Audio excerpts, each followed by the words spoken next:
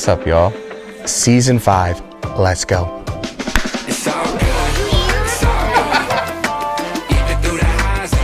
M&M's and ginger ale. I gotta get a little bit of a oomph. That's a wrap. See ya. What do you think, Avery? You into the hands? It's a lot. The hands are a lot, but it'll be fine. I'll be fine. So my name is Caleb DeRoy. I am 32 years old. I'm from Joplin, Missouri. I am here in Memphis, Tennessee for the first big meetup and first like real thing we've done from the ground up, season 5. The story to getting here to Memphis starts a month ago. Got the FaceTime from Alexey that said, hey, you're a part of it. We would love you to be part of season 5 from the ground up. Oh my gosh. I emphatically say yes, bro. And then you get super amped up and super excited, but like getting here doing this, it feels like the official start. It feels like we're like, oh yeah. Hey, all of this like in theory stuff that you were gonna go race Leadville, no, you're gonna do it. Like, yeah, get ready. Changing room. Getting ready. I better not make it in. I have been called a hype man by a lot of people. I think that's just like how I wake up in the morning. Oh yeah! Woo! That! Yeah! Yes! Oh, that's amazing! Yeah! You asked the right people. Is that better?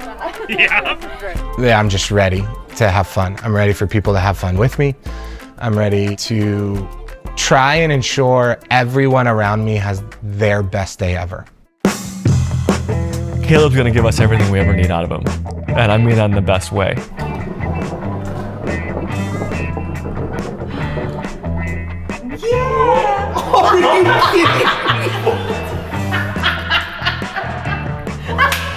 What is happening? When you're creating these groups of people and trying to envision what it's gonna be like in person, Caleb is the person that ties the group together. He's the one that makes it a reunion. He's the one that's on the group chat saying, hey, we got a FaceTime. Try to jump with straight legs. Yeah, you can't. No. Straight legs. Only arms. Okay, ready? It's so hard. It's so hard. He seems to know what he wants and has the drive to just go for it. And he seems very comfortable around cameras. It's doing something different from my booty, my butt. Let's put that on YouTube. Me saying booty. He's the one that pushes the group to go outside the comfort zone, I think. And at the end of the day, he's the one who's going to get everyone to the start line ready to race. I don't even know how to, that's the, he's saying. Oh yeah. Woo! Cut. Martini shot, we're done. Victory's best bike shop, Maine. They say Maine. Sorry, I don't know. Clark will like it. Victory rocks. Clark and Sean were amazing. Their hospitality to us have just like kind of taken over the bike shop. What's up, dude? You drove in. Yeah, dude. Way cool. Yeah. Welcome to town. I'm pumped. We're about to lace y'all up in some gear.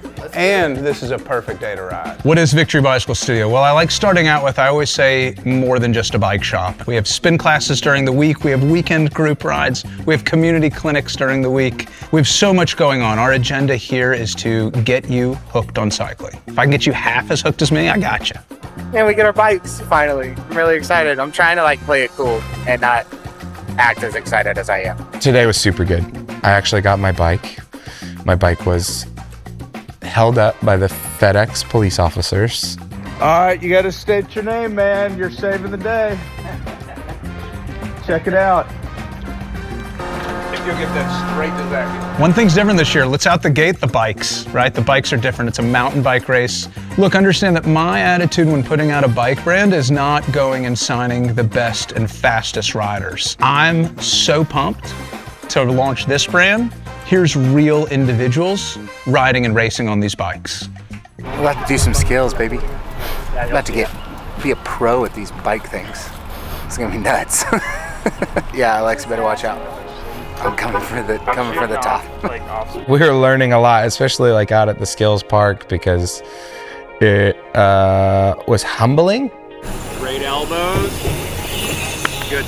Rich Drew is somebody I've been following on Instagram for a long time, so like don't tell anyone this, but it was like When I saw he was a part of the project again and like was actually gonna come out to Memphis with us, I was like, oh my gosh, that's like Rich True, holy crap. I locked up the brake.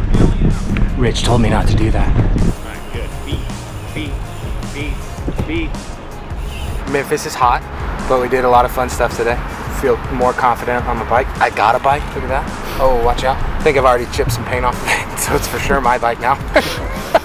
You guys last night went into the situation room, figured out the world's problems, and everyone kind of went to bed, but me and Rich just like stayed up talking about theory of mountain biking for like 2 hours. And it was like, oh, worth the price of the admission. Like that freaking rocked. For me, like feelings and emotions wise, a lot of it is met with excitement.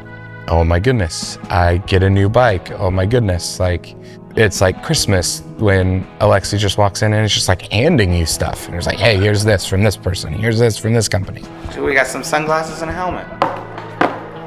Oh yeah, look at that. Dome's protected.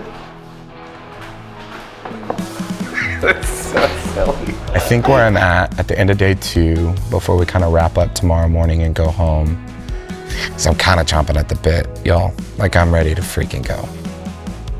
My trainer has a 4-hour for me on Saturday, and I'm already like, let's freaking go. I can't wait to get on this bike. I can't wait to be riding on this thing for 4 hours. That stoke level is like super, super high. I'm ready to get back out there. I'm ready to go. Ready to go.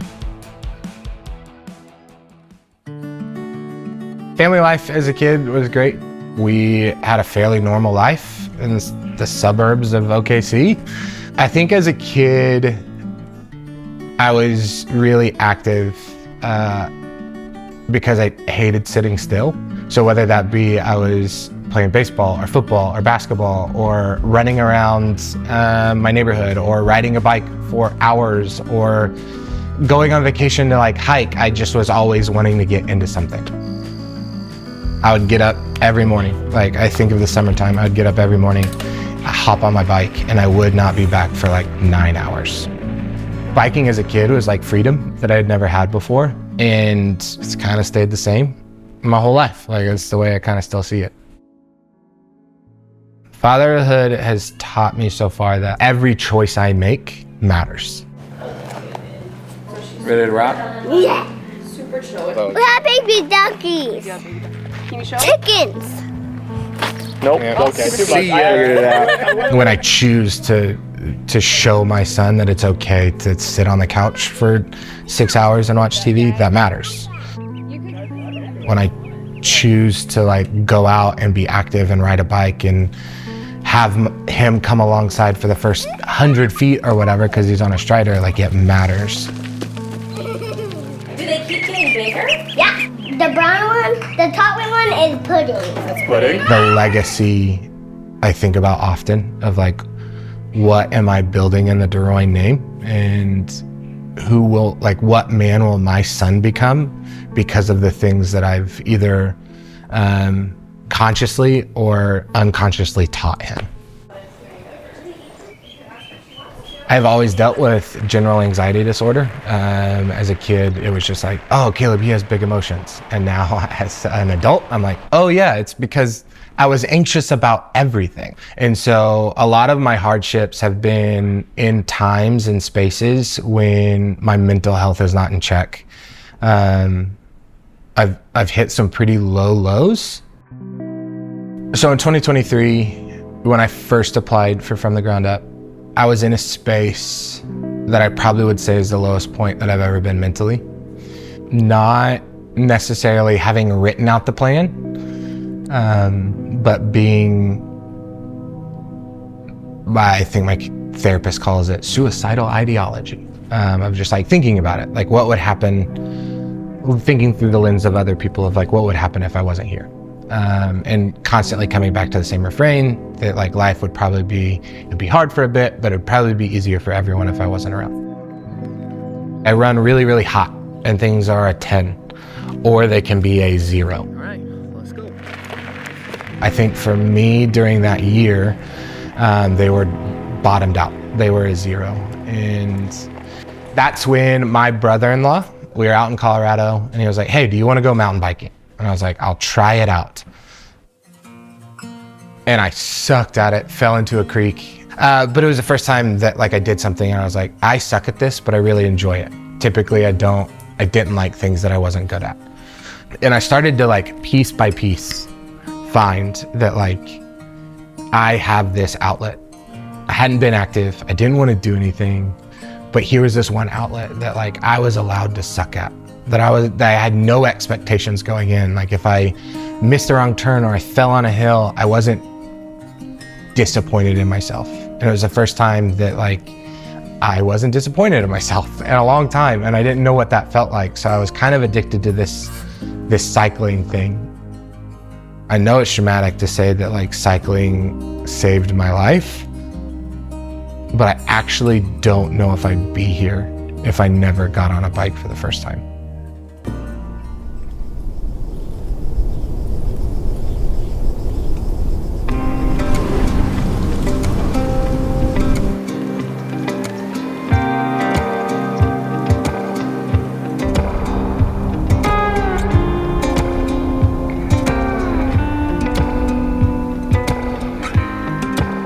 We are in Leadville, Colorado. Leadville is grimy, baby. It's grimy. You can feel the hard work. People with the mines and the mountains and stuff. I have probably looked too much at the course at this point. I think every night for the past 2 weeks, instead of just like doom scrolling, I doom scroll in a different way. Look at, okay, so this hill starts here. I gotta climb it this long, all that. I think before coming here, I've built this race course up in my head as like the monster underneath the bed. And I was about to go meet that monster at 7:30 the next morning. And so it was really hard for me to just like, yeah, turn your brain off. Like, it's like, no, there's a monster coming. Just trying to calm the nerves of like, we are starting in downtown and we're gonna ride out to Pipeline and we're gonna come back. And it was a lot. It was pretty heavy. Yeah, morning one I was pretty in my head. Hey, buddy. How's it going? Oh, I'm climbing. It's fun. It's high. The first half of the day felt really, really good. Up St. Kevin's, I just did my own speed. Wasn't trying to race anything. What's up, dudes? Feeling good. Just really tried to control my heart rate because I didn't want to blow up. Like, obviously, we've talked so much about the elevation that I didn't really know, like, how is this going to affect me? I've been at elevation before, never ridden this many miles at elevation. I think the nerves are going away. I'm still, I think, in my head about heart rate and elevation, and so probably going a little slower than I need to, which gets me into weird spots of, it's hard to go uphill really, really, really slow. And then you stare down the exposed part of Powerline. And that's a rip. That's crazy. That's just freaking nuts.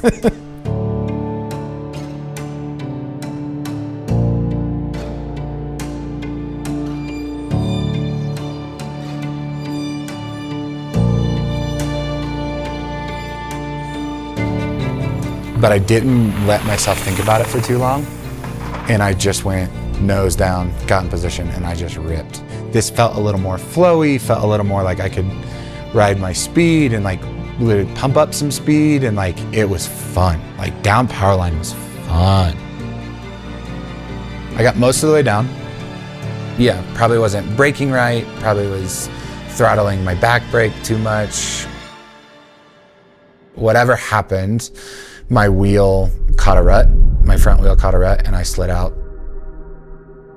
So I think when I wrecked, I didn't have enough time to like think through any of it. I was just like, I gotta go, let's keep going. Dang it, I just didn't regulate. I didn't do good and I slid out. Okay, let's keep going. Chunk that up pretty good. I think I was trying my best to get it out of my mind. Me and Alexey were talking a lot about it of, hey man, you're good, you crashed, you can get it out of your brain. there was just like a little cloud, I think, following me that I should have probably got through a little bit earlier than what I did. That doubt, that little cloud became more doubt than I thought it would. And so pretty much I'd get on and try to ride a little bit, but walked up most of power line, like the steep part of power line. Oh my gosh. That's crazy. And you just see it for forever. Oh, forever. To the freaking moon. But that doubt became more palpable each step, each pedal stroke. And that crash was starting to like really weigh on my shoulders more than what I think it should have. You guys are like vultures, sitting on power line waiting for us to crack. It's incredible. What a job. I think after that first crash and whatever time it takes to stop at an aid station or clean yourself up from a crash or walking, that ticker starts to go a little bit quicker and louder in your brain. And so it was the first time that I was like, oh my gosh, am I not gonna finish this day at camp? So get to the top of the steep part of power line. I was just ready to go, pressed the pace. Honestly found a really great line. At the very bottom of it, there is a hole. And I buried my front wheel in it, sent me over the bars, took a tumble, big wreck, like landed on the same side that I had earlier. And 2 guides from the Leadville camp rolled up and were just like, hey man, are you okay? That was a pretty gnarly fall. And I was like, I'm good, let's keep going. And then that's when they gave me the choice. It's like, we think you could finish this climb and go up, but we want to send you back like around Turquoise. So I couldn't finish. And I think at that moment, I was like, I'm being told like I can't finish.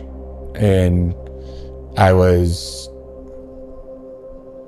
still am, yeah, pretty upset about it.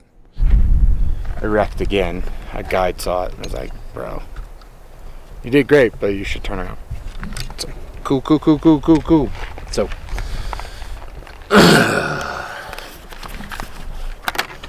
whatever.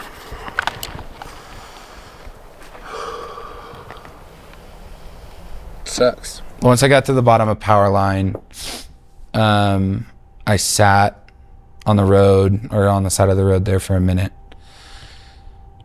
And I was really upset. Oh, I'm so mad. So mad. Having watched past seasons of this, I know that the people who have finished camp have a pretty decent shot of finishing the race in August. And those who don't. And so all of this, I think I started having an outside belief that I could actually go finish this thing in August. Just wasn't a good day. And I think for a moment that world was crashing down.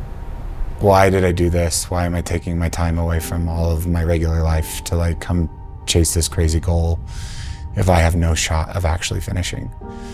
And I know it's not all about the finish, but like for me, I want to finish so bad.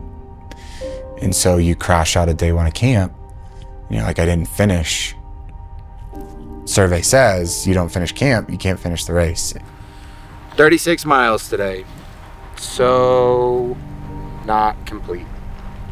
Bummer of a day. Feeling a lot of feelings about it. Not finishing these 2 days is probably a pretty good indicator of what can happen in August. And I don't know, I started to believe a little bit about the chance to finish. And that feels like it's on life support a little bit in my brain, which I don't know if it needs to be, but it for sure is. The best athletes in the world, they are not the strongest. They're not the smartest. They're the people who are able to take one step back and look at a bird's eye view and figure out what went wrong and how they could fix it, and then forget about it. We're all going to have a bad day. Things are going to go wrong that are out of control. And the ability to kind of forget and have that short-term memory just click on and focus on what you can do ahead of you is always going to be more important than being able to look backwards.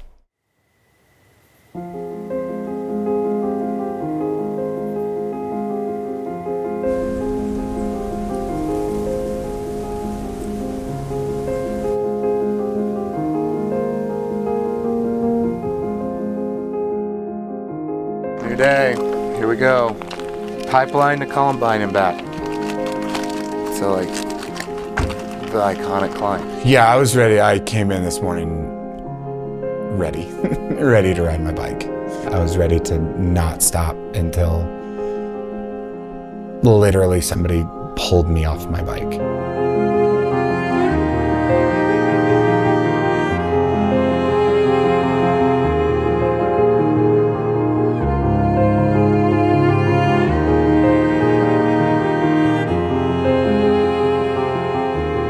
So rollout was fine.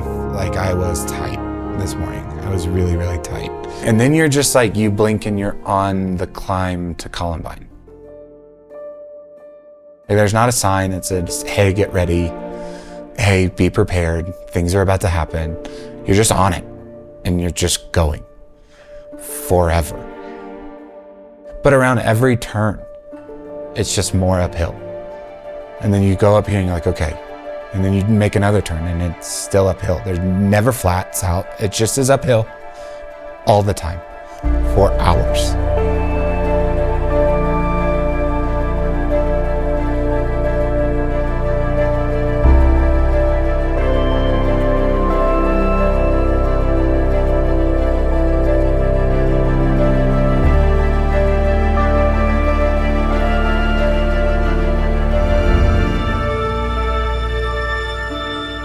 I think my drive up Columbine today was just, sheer dumb belief in myself that I could just get up there. It doesn't make sense for somebody who lives at sea level, who weighs 225 pounds, to get on a bike and climb 7 miles. I'm telling myself I can't finish constantly. And so I'm constantly proving myself wrong. And that 100% was just sheer like me fighting against me. Of like, you hurt, you want to turn around. And it's like, but you're not gonna.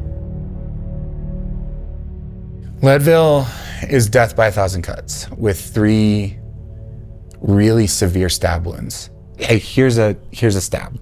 Just take that to your kidney. You don't need that one right now.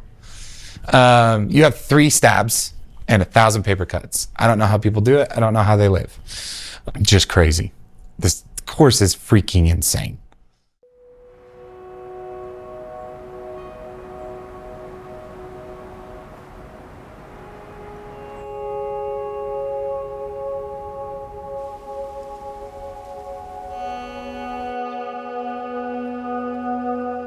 Yeah, I think coming out of yesterday, like I didn't want all this work to be for nothing.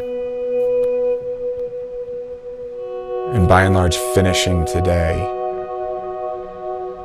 was validation that like, hey, I'm in the conversation. We're waiting for Caleb to come in so we can cheer. The suspense is killing me.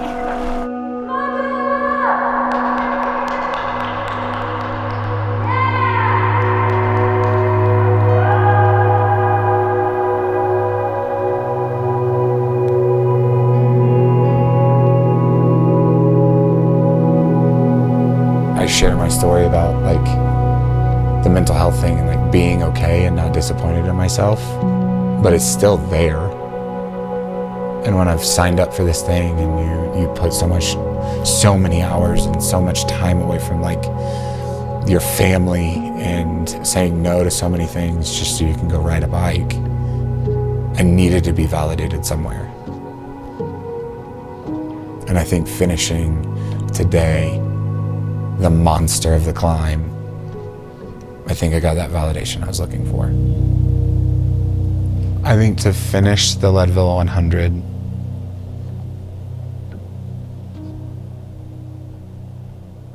I could say that I was proud of myself, which is really hard for me to do.